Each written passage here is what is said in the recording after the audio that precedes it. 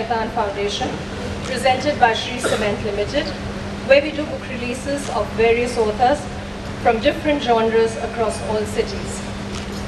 On behalf of SAS, Women of Kolkata, which is a conglomeration of women from all walks of life, who in their own way inspire others for the betterment of society, I welcome you all to the launch of the much talked about book, The Paradoxical Prime Minister, by the man of many words, Dr. Shashi Tharoor.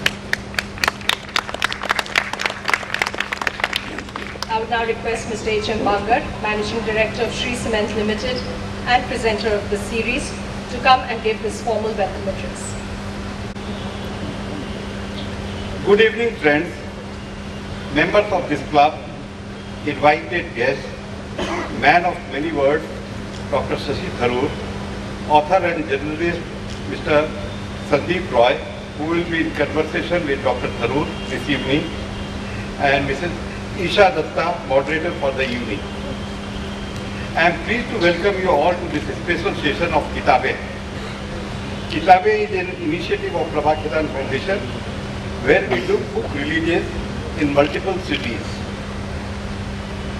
Presented by our company Shri Cement Limited as part of our commitment to promote Indian culture and literature. Recently, we have launched the book of Australian author John Dubreski, mythological author Amish Tripathi, former Minister and wildlife enthusiast Vida Kak, motivational speaker Jasmine Waldman, and many others. It's an honor to have Dr. Shashi Tharoor in our presence today, and we are happy to release his book in Kolkata, The Paradoxical Prime Minister, at this prestigious club. I would like to request Ms. Moon Sen, MP, Dr. Shashi Tharoor, and Sandeep Roy to formally release the book. I also request Mr. Raghu Mota, President of this beautiful Lakeside Club, to join the dais for the book release.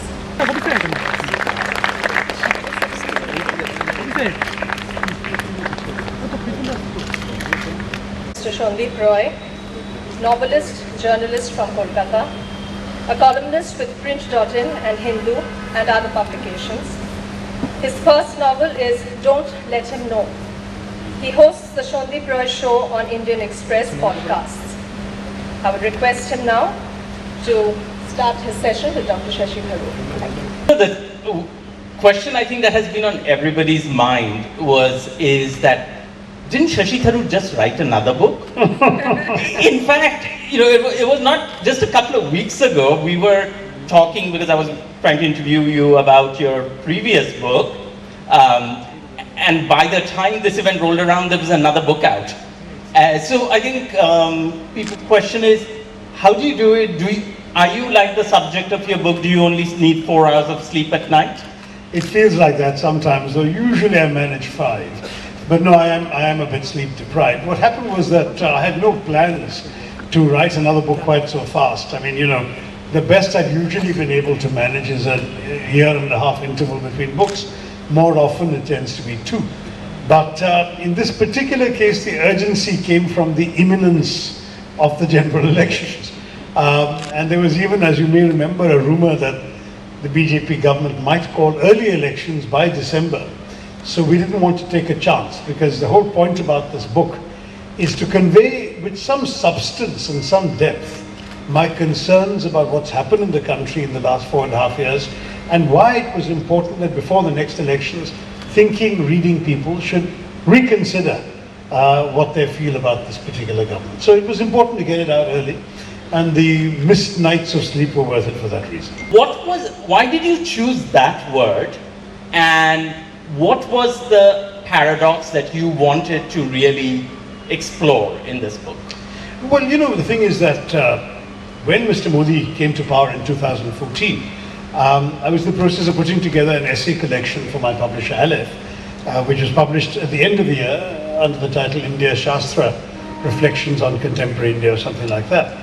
And while I was doing that, of course, Mr. Modi's first few months began to open out in front of me, as it were. And when I wrote the introductory essay to this collection in December of 2014, I wrote that there is a central contradiction at the heart of Mr. Modi's rule, which is that he says all these very liberal pronouncements, you know, sabka saath, sabka vikas, I will be a prime minister for all Indians, that sort of talk. But that he rests for political support and for his own survival, therefore, depends on the most illiberal elements in Indian society. And I wrote that in this contradiction may lie the seeds of his future failure. This is published in December 2014. So 4 years later, when I wrote The Paradoxical Prime Minister, I was able to begin with the words, I told you so. Because I had told the world, as it were, 4 years ago, that this was my concern as to what would happen with Mr. Modi. I mean, it's no secret that I welcomed many of his initial pronouncements, particularly immediately after his election victory. And your party wasn't Wasn't very terribly happy thrilled with it. No, I didn't last very long as a spokesperson because I felt that giving the electorate the respect it deserved for having made a choice, whether we agreed with that choice or not, meant that I should suspend immediate judgment, respect him for what he said, but then judge him by the yardstick of his own words to see whether he was fulfilling what he said. That was the approach I had. Clearly, it was not the approach my party wanted, and I respect my party for that. I'm, in any case, happier not being an official spokesman, so that when I speak, it's really genuinely my own mind and not a party line.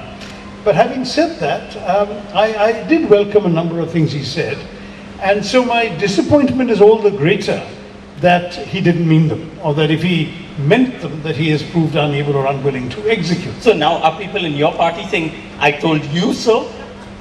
I suppose some must be saying that, except that, you know, in my case, I never unconditionally endorsed them. I said, Mr. Modi is saying the right things, now let's hold him to that yardstick and judge whether he does the right things that he says. That was the difference. In fact, an article of mine that acquired some notoriety thanks to a Times of India paraphrase of it, asked the question, is there a Modi 2.0? But in the article itself, I go on to say it's too early to tell. That bit was left out in the Times of India paraphrase, and so the question that came up in many people's minds was that I seemed to be implicitly endorsing the idea that Mr. Modi had turned over a new leaf. On the contrary, what I was saying all along, and I think my paper trail is consistent in this regard, was, look, this is the gentleman who we've been used to demonizing because of 2002 and all of that, but look what he's saying now. This is a new set of yardsticks he's laying out by which we can hold him accountable to rule in the interests of all Indians. What's been particularly disappointing is the extent to which he's not only fallen short of those objectives he announced, but sadly that he seems to have given in without a fight, if at all a fight was intended. In other words, that when the most eloquent orator in Indian politics that anyone can remember goes completely silent at a time when some of his fellow citizens are lynched or whipped or flogged or murdered or stabbed on a train and thrown off because of their identity, whether it's a caste identity or a religious identity. When a student commits suicide because of caste oppression, when the father of an Air Force Havildar is lynched for carrying meat that people accuse of being beef, though it wasn't. All of this, I was reminded of the fact that when there are high school shootings in America in the Obama presidency, Obama would be on television within 15 minutes, not just to condemn the shootings, but to share the grief of the nation, to express the pain of the families who'd lost loved ones in the shooting. That's moral leadership. Whereas in our country, our Prime Minister has been silent on every single occasion which called for moral leadership. And that, I think, was a transcendent failure. Towards the beginning of this book, you talk about your first actual encounter with Mr. Modi, someone we'd read about a lot, you knew by reputation, newspaper article. Can you tell the audience a little bit about what that was like and your first impression of it? Right, well, it was actually quite accidental because obviously I was living in the US when the 2002 Gujarat riots happened. My view of Mr. Modi was very much colored by the aftermath of that and the horror story that represented for thousands of people. And I also felt, frankly, that his conduct thereafter as Chief Minister had not encouraged me to believe that this was somebody I would go out of my way to seek to meet. But I was invited, I was not yet in politics, I was invited to address and inaugurate a session, chair a session at the Pravasi Bharatiya Saman in Chennai. And I remember I was going there, and a friend of mine who was a minister in the government, the UPA government, UPA 1 as it was in those days, said, hey, why don't you come and have lunch with a few of us in a little private room at the back. You don't have to go and have lunch with the thousands of delegates. Thank you. And so I said, fine. And I was actually running a bit late because my session ran over time. And I walked into the small room at the back of the conference hall. And to my astonishment, I find amongst the 4 guests already sitting there, Mr. Narendra Modi, with obviously a very recognizable face. And to my even bigger surprise, he seemed to recognize me and know who I was. And he greeted me by name and was quite friendly. And you know, I'm civil. I wasn't going to be hostile to somebody. So I too decided that I'm the kind of person who won't let go. So I decided to engage with him. And since I had met him anyway, even if I hadn't sought the meeting, I said, let me ask him the questions that's on the minds of many thoughtful people. Remember, I'm not in Indian politics, and at that point, I wasn't planning to be. So it was entirely appropriate that I ask him questions like any curious outsider would. So I asked him about the 2002 riots quite bluntly, and he said many of the things you've already heard, that he talked about how he'd done everything he could, he sent in the army, etc. I asked him about the aftermath, the rumors of sort of ghettoization in Ahmedabad, how all the Muslims being crowded into one area. His reply was, they like it that way. Then I said, but on the other hand, there is a perception that they're not getting a fair deal from your government. And he said to me, you know what, I'll tell you a story. He said, some important committee came from Delhi to see me, and I'm surmising this must have been the Sachar Commission, they didn't use the name. He said, they said to me, we hear you've done nothing for Muslims in Gujarat. So I said to them, sit down. I said, write this. And he said, they all took out their pads and their pens. And I said to them, write this now. I have done nothing for Muslims in Gujarat. So he says, they all wrote this down. Then he said, and then I added, write this also. I have done nothing for Hindus in Gujarat. I have only worked for Gujaratis. And though he comes from that background, as I've explained, he is also above it in the sense that I've written in the introductory essay about Mr. Modi about what I dub, I'm not the first one to use the term, but anyway, what I dub Moditva, which is Hindutva plus Modi. He's not just a straightforward up and down Hindutva voice. There is this extra dimension of the personality cult and the individual characteristics of the great leader, as it were, that is sought to be projected. Masculinist, somewhat aggressive, somewhat personally linked to a mythologizing of the individual. I don't know how many of you saw the Bal Narendra comic strip that was released at the time of the 2014 elections, where this young child Narendra is so heroic and he swims across crocodile-infested waters and rescues people and does everything from helping his parents to disentangling kites from strings, etc. Anyway, to cut a long story short, there is this creation of this larger-than-life personality, which he tries to live up to and which perhaps to some degree he believes himself. Other parts of the book, I wanted to briefly get your comments on a couple of things that have happened since the book has come out, relating to actually many of the topics that you bring up in the book. One is the inauguration with great fanfare of the Statue of Unity that we just saw. The second is the President of Korea sending a message thanking Mr. Modi for sending him a perfectly fitted Modi vest. And why don't we? And the third is the thing that was just announced yesterday that you're going to get a loan for under 1 crore rupees in 59 minutes, and so small businesses are going to, have a godsend for them.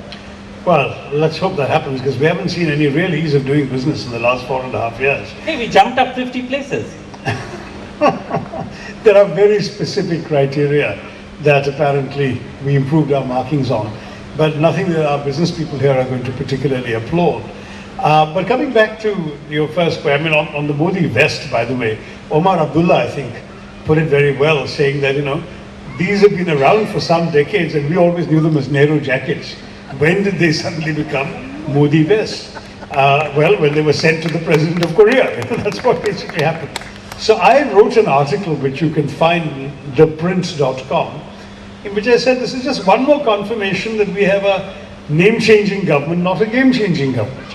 They're very good at taking on existing institutions' names, programs, and giving them new names. So we have the Better acronyms, you and said. better acronyms. Yeah, I mean the Jawaharlal Nehru Urban Renewal Mission had the extremely awkward acronym JANRAM. But, and it actually, JANRAM was a mispronunciation, JANRAM actually. Whereas these guys came up with a much more euphonious AMRUT, Atal Mission for Urban Rejuvenation or something, AMRUT. So that kind of, they're very good at that. Jan Dhan sounds so much better than direct savings benefit transfer or some such, which was our version. We have all of these very clunky bureaucratic names, and what Mr. Modi has gone and done is he's come up with, he and his team have come up with some very clever acronyms, and as a result, people think these are new schemes. Actually, none of the successful Modi schemes are new. Every one of them existed earlier. And in some cases, I'm afraid, I mean, Swachh Bharat is a very good example, which I had supported because I thought it was a laudable objective. The first 2 years of Swachh Bharat, before I completely became disillusioned, the actual total budget given by the finance ministry to Swachh Bharat was lower than the UPA government's Nirmal Bharat, the sanitation program budget. But the publicity budget was 5 times larger. That was what happened with Mr. Modi. Now you can probably justify it by saying, oh, consciousness raising is part of the name of the game. But I'll be very honest with you and say that it's out of all proportion. If awareness is all, then this country should be much cleaner than it is today. You know, you can't have a situation where somebody comes and quickly messes up a street so the big VIPs can come and use a broom and clean up that mess and photos can be taken, and then they never pick up the same broom again till the next Gandhi Jayanti when the next photo op session is organized. That can't be a way of cleaning India. But unfortunately, that's what a lot of Swachh Bharat got reduced to. Statue of Unity? Statue of Unity, I must say, I find it says much more about the person who built it than the person it depicts. Because Sardar Patel, I think you all know, was a man of great simplicity, somebody who lived a rather austere life, who made his political career and reputation working with and walking among the peasants in Gujarat. He came from a humble, rustic background. To this day, he says you never know what his real birthday was. So October 31 was actually something he came up with for some form or the other. So he himself said that nobody in the family knew, nobody in the village used to keep exact birthdays. Very, very simple man. And a Gandhian died in the wool Gandhian. For him, an outsized statue to be the largest in the world of himself would make him cringe. There's no question that it would not be the kind of thing that he would have wanted. Why is it that we have certain kinds of vainglory reflected in a desire to build the largest, the tallest, the biggest, the loudest? I mean, that seems to be the recurring leitmotif of those in power in this country. Now we're going to have competition with a Shivaji statue of Mumbai and a Ram statue in Ayodhya. Ultimately, how much will these statues change for people? And you know, the Statue of Unity was a complete betrayal of Make in India because it was cast in a foundry in China, in Tianjin. Now, in these circumstances, how on earth can Indians claim that this statue gives them pride when, unfortunately, very little to be proud about in the process? So I am disappointed. I mean, I think that if at all you want to make a gigantic statue for the whole world to be impressed by India, then I think Gandhiji would have been more appropriate as a figure who's recognized around the world. But in any case, we have the statue. I will one day definitely want to go and visit it and take the elevator up 132 meters to get the view of the Narmada. I hope there'll still be some Narmada flowing at that time, given the way in which climate change is drying up our rivers. I hear it's not very easy to get to. I'm told it's very difficult to get to, and what is more, there is nothing else around it. It may take 10 or 15 years for other things, hotels, restaurants, souvenir shops, etc., to come up to make it a totally worthwhile visit. But I think Mr. Modi had a great desire to finish this work before the elections could be called. So I think the timing of completion, even before the surroundings were ready, is also typical of the purpose for which Sardar Patel is being put. It's about appropriating some of history. We all know that the political strain of thought the BJP represents has absolutely no one to look up to in the freedom struggle. There's nobody from the Hindus Mahasabha or the RSS who made any contribution of note to the freedom struggle. There were people who, by and large, inasmuch as they took a stand, supported the British because they hated the Muslims more than they hated the British. So that was their attitude. Now today, They have to cast about looking for heroes whenever they talk about the past. They'll borrow them from us, and Sardar Patel comes to hand. And cast them in China. And cast them in China. Plant them in Gujarat, which is also part of the mess. But doesn't that lead to, I mean, how do you respond to the charge that they make, is that they are able to do this with Sardar Patel or a Subhash Bose, because the Congress has not paid enough regard to those figures because it has been obsessed by one family. Well, look, I mean, this is a charge that they repeatedly make. But, I think many of us have been completely aware of Sardar Patel and his great record, and certainly I'm told that school textbooks teach about his great contribution in knitting the various princely states into the Union of India. The sad truth is Sardar Patel didn't last too long. He died within 3 years of independence.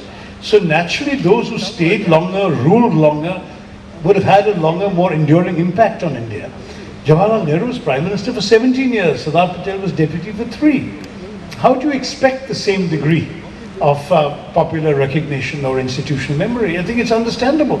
But that doesn't mean that it's a diminishing of the man. In one of the chapters, I think this is the chapter about changing a new party comes in and then boots out, Mr. Modi booting out all the governors who had been from UPA appointees. And you use this line, what is happening today has happened before.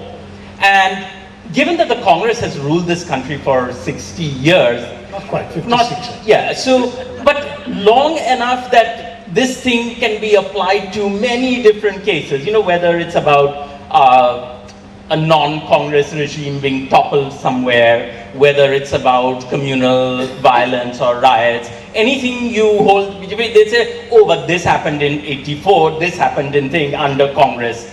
So how, as Congress, how do you deal with this fact that you constantly have people looking in the rear view mirror and saying you have no right to talk about this because this had happened, and that's when Mr. Rahul Gandhi's grandmother was in charge. All right, but personally I wasn't in the Congress in those days. I only joined the party 9 years ago, so I don't feel any personal sense of responsibility for those, but equally important, I would say that the problem with this kind of whataboutery is that it rests on a completely false analogy. The Congress of today is not the Congress of those days. If you want to judge the Congress for good or for bad, take the last 10 years under UPA 1 and 2. Don't go back into the 60s and 70s, for example, when the Congress did dismiss state governments and impose president's rule. They just stopped behaving that way. Don't talk about the emergency. The Congress is now a custodian of civil liberties and would never consider imposing an emergency.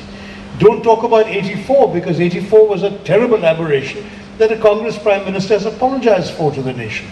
We're looking at a situation where looking back into the past to justify mistakes or excesses in the present is the worst kind of analogy, because the present ought to be a more enlightened era. We should be having a government that claims to have learned from the mistakes made by, if you like, the Congress governments of the 60s or 70s or 80s. Instead of that, what we're seeing now is a government that is not only repeating some of those excesses, but is doing so in a far, far worse way, in a far more negative atmosphere than anyone has seen since the 70s. For example, freedom of the press. I mean, we all know that the Congress made absolutely no effort to stifle freedom of the press, that it was daily lambasted, that any Congress minister who was accused of anything used to see lurid front page headlines every day, that when the Anna Hazare movement took over, somehow the UPA and the Congress was saddled with this label of corruption, even though everyone knows in our country that sadly corruption is neither a monopoly of one party nor is virtue a monopoly of any other party.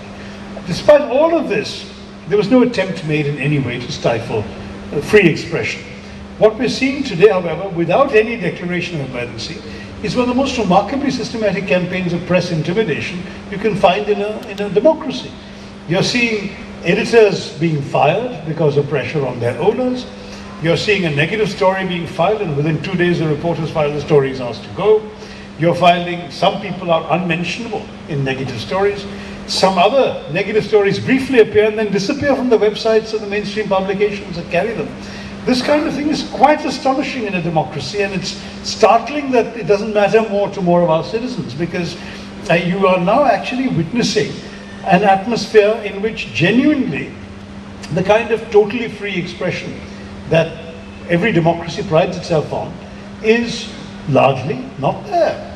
The other aspect that is worrying is the way in which some of this intimidation has also been communalized.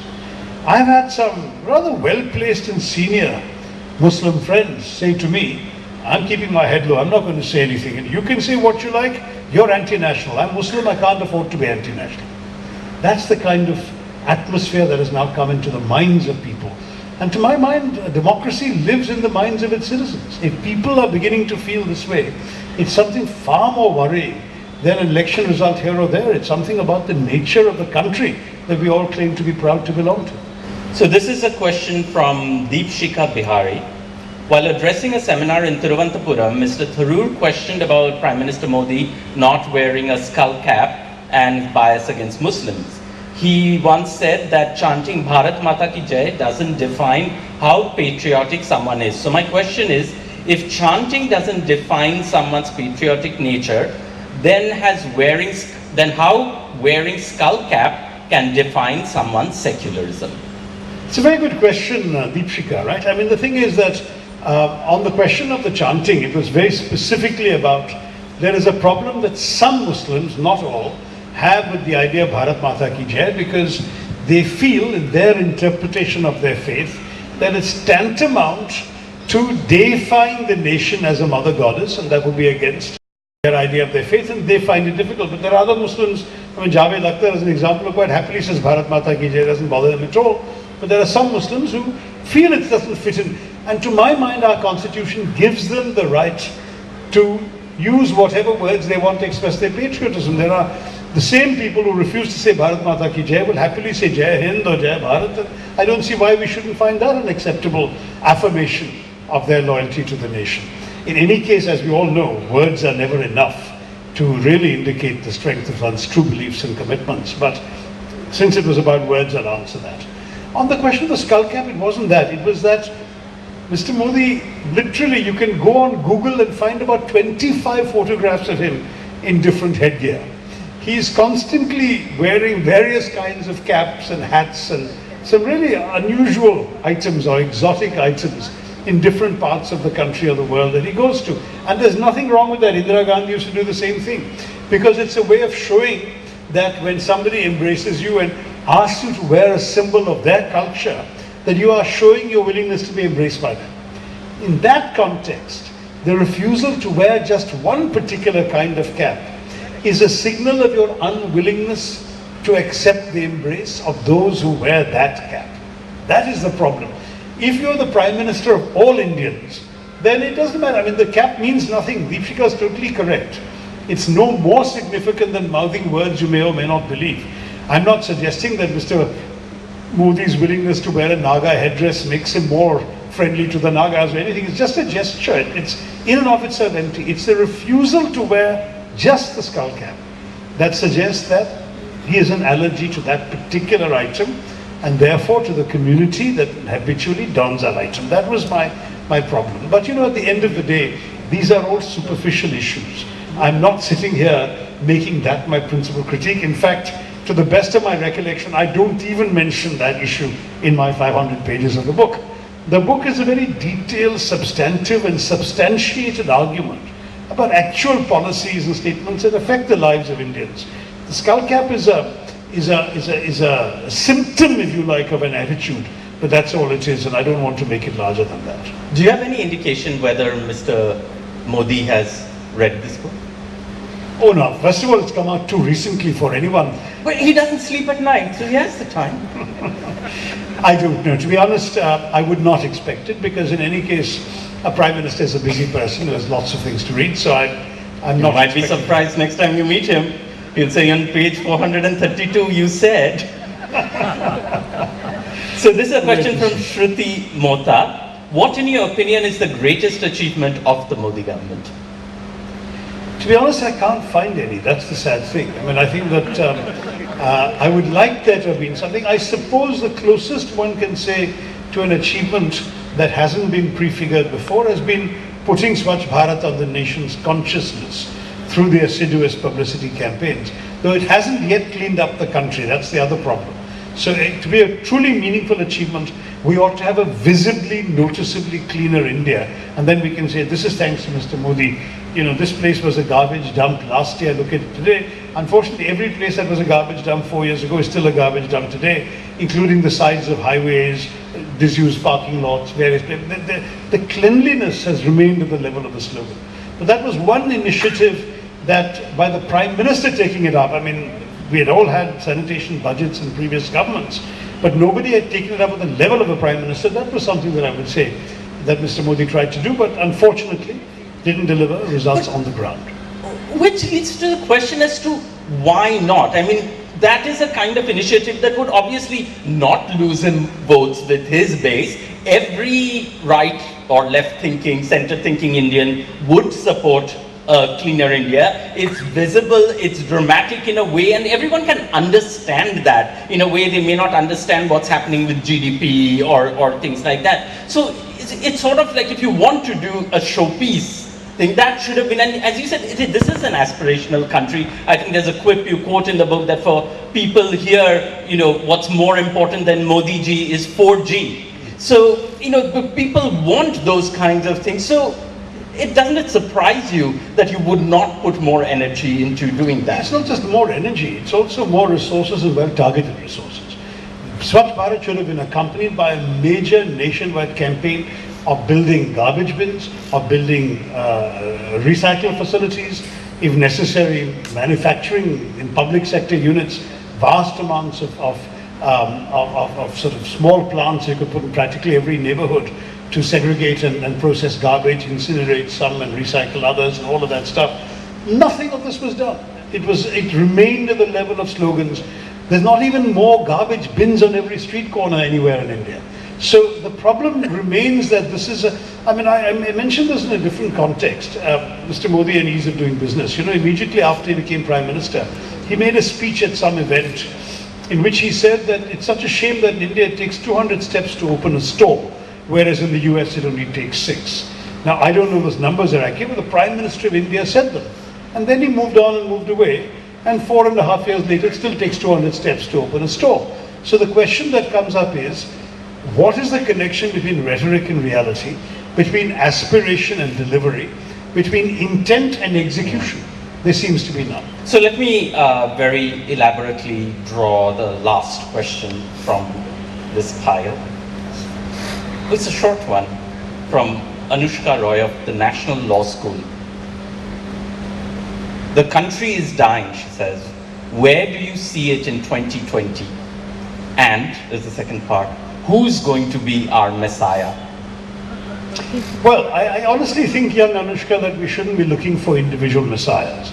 We all should be the messiahs for a new India. We should all be the stakeholders who want to work to create a better country for ourselves.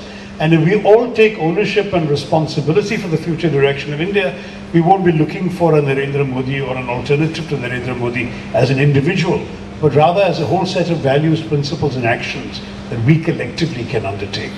Sadly, we don't seem to be doing that, and there's still this persistent look for another sort of individual alternative, and I think that's wrong, because Mr. Modi has managed to convince us of a particular style of one-man rule. You know, the hero on the white stallion with upraised sword who comes charging down saying, I know all the answers to all your, I'll solve all your problems.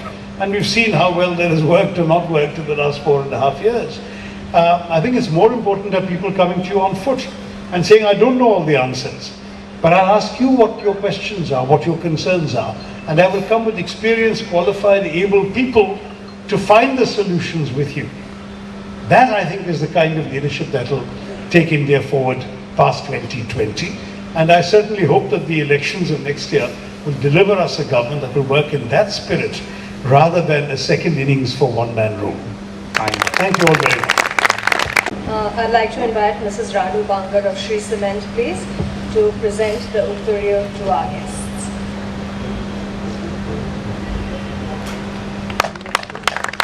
This opportunity to host your book release in Kolkata. In fact, this is the 10th event of Prabha Kaitan Foundation, which he is gracing. I must thank the presenter of the series, Shree Cement Limited, the management of Bengal Rowing Club, members of the media, and all of you who made this event possible.